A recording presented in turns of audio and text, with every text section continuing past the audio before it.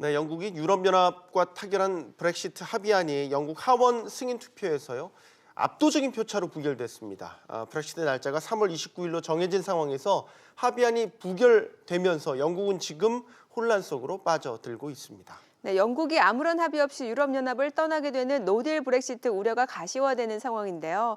경랑 속으로 한 걸음 더 들어가게 된 영국과 유럽연합의 상황, 우리 경제에 미치는 영향까지 김웅종 대외경제정책연구원 연구위원과 함께 자세히 짚어보겠습니다. 어서 오세요. 안녕하십니까? 안녕하십니까? 이게 하원 역사상 역대 최대 표차로 부결이 된 거라고 하더라고요. 예, 그렇습니다.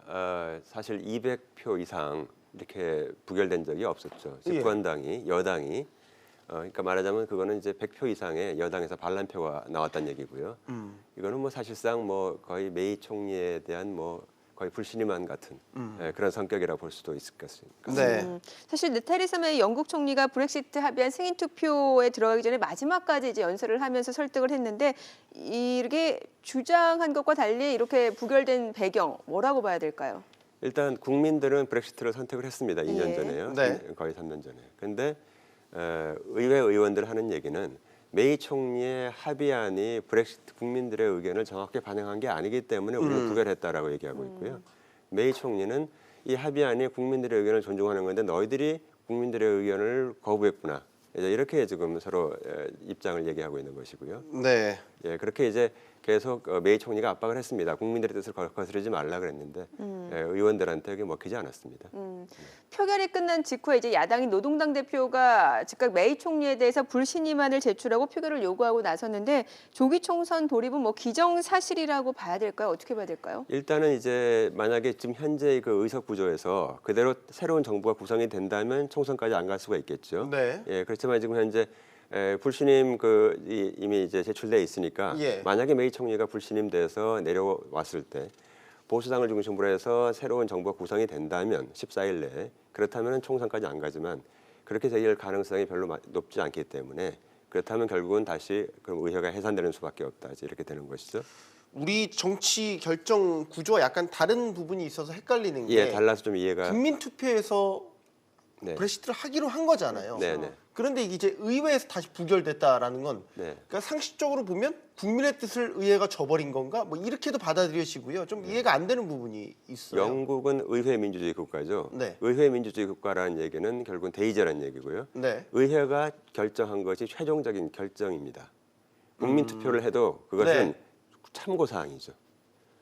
결국 의회에서 땅땅땅이 예, 돼야 의회에서 돼야 됩니다. 브렉시트 예. 합의안이 완전하게 네. 가결이 되는. 그래서 지난번에 국민 투표 같은 경우도 국민 투표 끝나고 나서 의회에서 국민의 뜻을 존중해가지고 그걸 갖다 확정을 했습니다. 네. 그 상황에서 통보를 한 것이죠. 따라서 의회에서 결정을 해야 되는 사안이기 때문에 이것은 아무리 국민 투표든 누가 와서 얘기를 하든 간에 결국은 최종적인 책임과 권한은 의회에 있는 것입니다. 직접 민주주의보다는 예. 죄송해요. 예. 의회 민주주의에 조금 더 무게 중심을 두고 있는. 그렇습니다. 네, 네. 알겠습니다. 예. 네. 그럼 부결됐다라는 게 이게 잔류하게 됐다라는 겁니까? 어떻게 의미를 받아들여야 될까요? 잔류할 수도 있고 아무런 계획 없이 노딜로 해서 그냥 노딜 나갈 수도 브렉시트, 있고 예. 모든 가능성이 현재 다 열려 있는 상황이고요.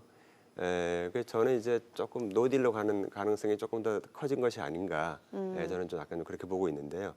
막판에 가서 합의할 수도 있습니다. 모든 플레이어들이 EU도 그렇고 영국의 내에서도 그렇고 야 이게 이렇게 하면 되겠느냐. 아예 없는 걸로 하자 이렇게 할 수도 있지만 그 가능성은 점점 희박해지고 있는 것이 아닌가. 저는 그렇게 보고 있습니다. 예. 그러니까 말이 노딜 브렉시트라고 한다면 네. 기존에 있는 유럽 연합의 거기와 이제 떨어져 나가는 데 있어서 어떤 합의도 하지 못한 채 그냥 일단 물리적으로 떨어져 나간다. 그냥 3월 29일 날 그냥 나가는 것입니다. 혼돈이 엄청난 있지 혼동, 엄청난 혼돈이 엄청난 예상되는 거 혼동이 아닌가요? 있고요. 갑자기 없던 관세 장벽이 갑자기 생기게 되고, 갑자기 없었던 국경 통제가 생기게 되고, 갑자기 없었던 모든 그 통제, 그 국경이 갑자기 다시 쓰게 되는데 이게 바다를 통해서만 있을 뿐만 아니라 북아일랜드와 아일랜드 사이에 국경에서도 생기는 거니까 말하자면 우리가 서울과 경기도를 매일 출퇴근하다가 갑자기 그 경계선에 벽이 생기는 셈입니다. 바리케이트가 쳐지는. 예, 그거고 셈이군요. 바리케이트하고 전부 다 너 누구냐, 뭐 어디 사는데 왜 가느냐 이거 다 하고 도장 받으라,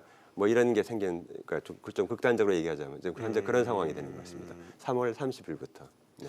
지금 아직 좀 이제 시간이 남았기 때문에 지금 플랜 B가 나올 수 제시를 해야 되는 또 플랜 B를 상이라고. 제시를 하라고 예. 의회가 메이한테 압박을 했었죠. 그래서 이미 결정을 했습니다. 그래서 다음 주 월요일까지 메이 총리가 아니라 현 정부는 플랜 B를 지금 현재 의회에 제출을 해야 되는 그런 상황입니다. 그럼 플랜 B가 일종의 전환 국면이 될 수도 있는 거 아닙니까? 근데 지금 봐서는 플랜 B가 이렇게 특별한 새로운 획기적인 것이 나오기는 좀 어려운 것이 아닌가.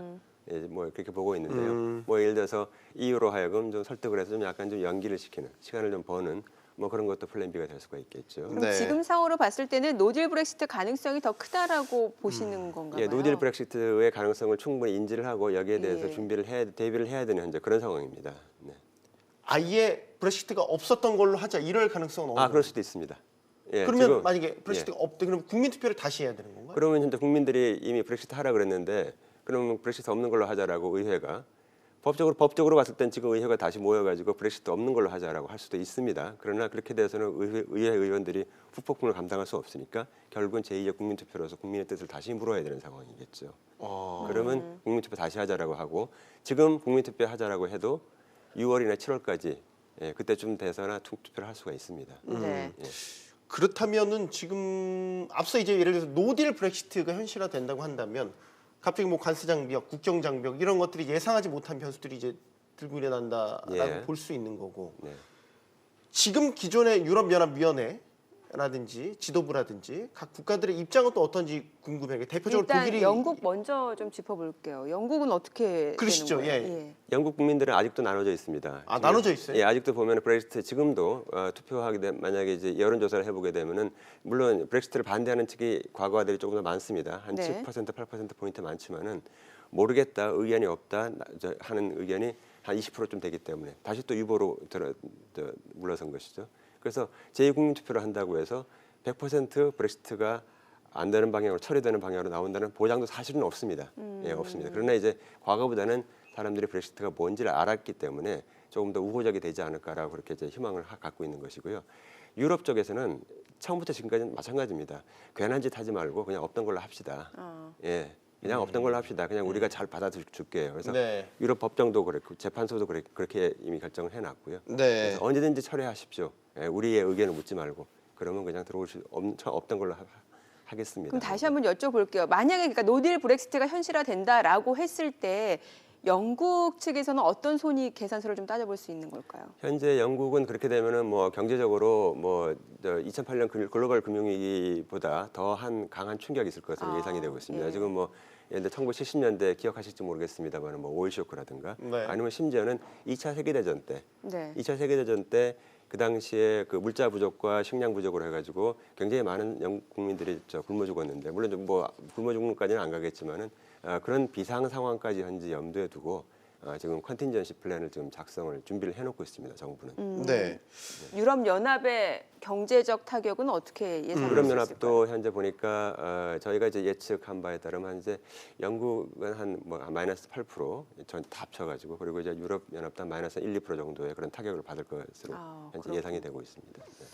자, 우리에 미칠 영향을 한번 따져봐야겠죠. 이제 네. 노딜 브렉시트 얘기를 계속해서 만약에 지금 가능성이 가장 높다고 얘기를 하셨으니까 노딜 브렉시트가 됐어요, 만약에. 네. 그러면 우리 경제 혹은 우리 금융시장에 던져질 충격파, 여파는 어떻게 따져봐야 되겠습니까? 일단 외환시장과 주식시장 관련해서는 지난번에 2016년에 6월달에 국민투표 이후에 그냥 굉장한 뭐 그때 주식시장이 거래가 정지되고 했는데 네. 이번 경우는 사실은 그거보다는 좀 약할 것 같아요. 왜냐하면 예측이 되기 때문에 미리 예측을 하고 있기 때문에 시장 참가자들이 이제 그렇겠지만 어쨌든 부정적인 영향이 있을 것이고요.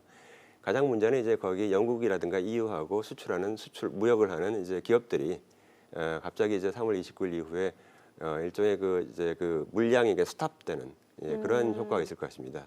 단순히 이제 뭐 관세가 올라간다, 뭐 비용이 올라간다 이거를 떠나서 그냥 막혀 있을 것 같아요, 그냥. 그러니까 수출입 자체가 일단은 자유롭지 않게 되는 겁니다. 일단은 그렇게 막혀 있을 것 같아요. 완전히 꽉 막혀 있을 것 같으니까 결국은 전후 한 달 정도 거쳐서 그렇게 국경이 완전히 막혀 있을 것 같다라고 하는 데서는 이제 거기에 대한 손실이 있을 것 같고요. 영국을 대상으로 하는 수출입 물량이 지금 우리나라 교역비 중에서 어느 정도가 됩니까? 한 1.4% 정도 되는데 한 140억 불 정도 됩니다. 예. 1년에. 근데 이제 예를 들어 자동차 같은 경우 대표적인데 수출을 한 15억 불 정도 그동안 무관세로 수출하고 있었고 수입도 사실 많이 하고 있었습니다. 네. 자동차는. 근데 그렇게 됐는데 거기에서 자동차 수입 관세가 지난번에 영국이 WTO에 낸 양호 관세표를 보니까 10%라고 했더라고요. 예. 그냥 갑자기 10% 이제 관세를 물게 되는 것이죠. 네. 네.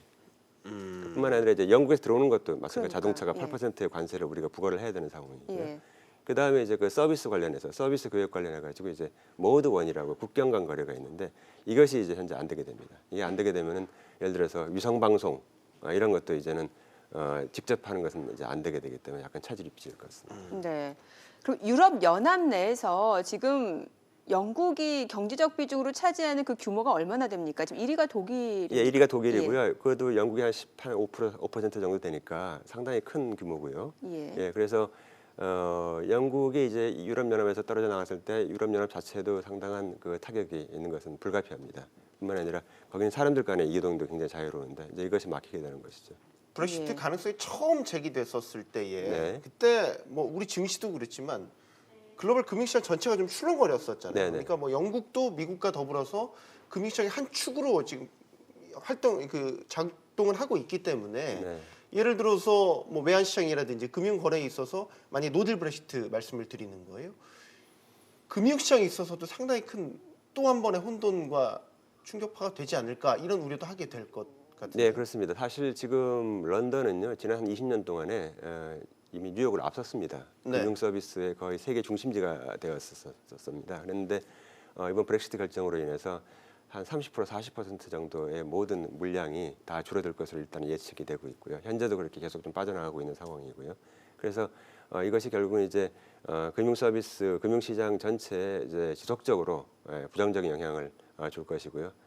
반대 이제 상대적으로 이제 유럽 프랑크푸르트라든가 파리라든가 암스테르담이 상대적으로 부상할 수 있는 그런 기회가 됐다고 볼 수는 있습니다만 전반적으로 전체적으로 봤을 때는 좀 이렇게 위축되는 그런 결과가 있을 것이다라고 볼 수 있겠습니다. 네. 그럼 앞서서 우리도 결국에는 노딜 브렉시트 시나리오를 가능성을 지금 보고서는 이제 대비를 해야 된다라고 예, 하셨는데 맞습니다. 구체적으로 어떤 대비를 해야 되는 거죠? 일단은 지금 보면은 그쪽하고 거래하는 기업들 관련해서 기업들이 단기적으로 이제 물자가 막힌다든가 또는 돈이 돌지 않는다든가 이런 부분에 대해서 지원을 할 수 있는 그런 준비 체제가 갖춰져야 될 그런 상황이고요. 정부 차원에서 갖춰져야 될 네. 상황이고요. 가급적 3월 말 근처에는요. 네. 그 영국하고 유럽하고 프랑스하고 왔다 갔다 하는 거기 그 깔레 도버 그쪽에는 안 가는 것이 좋지 않을까. 왜냐하면 거기 뭐 다 이렇게 막혀 있으니까요. 좀 그런 면도 있을 것 같고 관광객도 아무래도 좀 좀 그런 게 좀 있을 것 같습니다. 네. 뿐만 아니라 이제 거기서 공부하는 사람들이라든가 거기서 이제 서비스 네. 관련해서 그 부분에서도 당분간은 좀 물류가 막혀 있지 않을까. 그리고 나중에 회복된다고 할지라도 이제 그 장벽이 높아졌기 때문에 비용이 상당히 더 들어가게 되는 현재 그런 상황입니다. 그럼 쉽게 말해서 여행을 가더라도 비용 자체가 좀 증가할 수밖에 없는 상황이 되는 사실 거예요. 한국 국적을 가진 사람이 영국을 가거나 EU를 갈 때 있어서 여행 갈 때 있어서 차이는 없습니다. 지금 예. 브렉시트 노델 브렉시트 이후에도 네. 그러나 영국과 EU 사이에 엄청나게 많은 사람들이 왔다 갔다 하고 있었기 예, 때문에 그 사이에서. 과거에 10m 줄이 있던 것이 예. 이제는 1km 줄이 생긴다든가 뭐 아. 이렇게 보시게 되면 되겠습니다. 그러면 농담이지만 손흥민 보기가 더 어려워질 수도. 당분간은 이제 곧장 쏘는 그 임대 서비스로 해가지고 지금 방송 위성으로 하고 있는데 네. 그것을 곧장 영국에서 지금 쏘고 있는데 그것을 이제는 국내 전달자를 통해서 이제 들어와야 되는 그런 상황이니까 한 단계를 더 거쳐서 계약을 들어와야 새로 해야 될 수도 됩니다. 있고. 계약을 새로 해야겠죠. 이제 곧장 들어올 수가 없게 되는 것이죠. 네. 시간이 걸릴 겁니다. 예상하지 못한 눈에 보이지 않는 여러 가지 그 파장이 있다라는 거를 예. 알 수 있겠군요. 일단은 브렉시트 일단 부결된 것에 대해서 향후 또 영국 정치권도 혼돈에 빠져 있어서요. 계속 상황을 주시해 봐야 될 것 같습니다. 오늘 김웅종 연구위원과 이야기 나눠봤습니다. 감사합니다. 잘 들었습니다.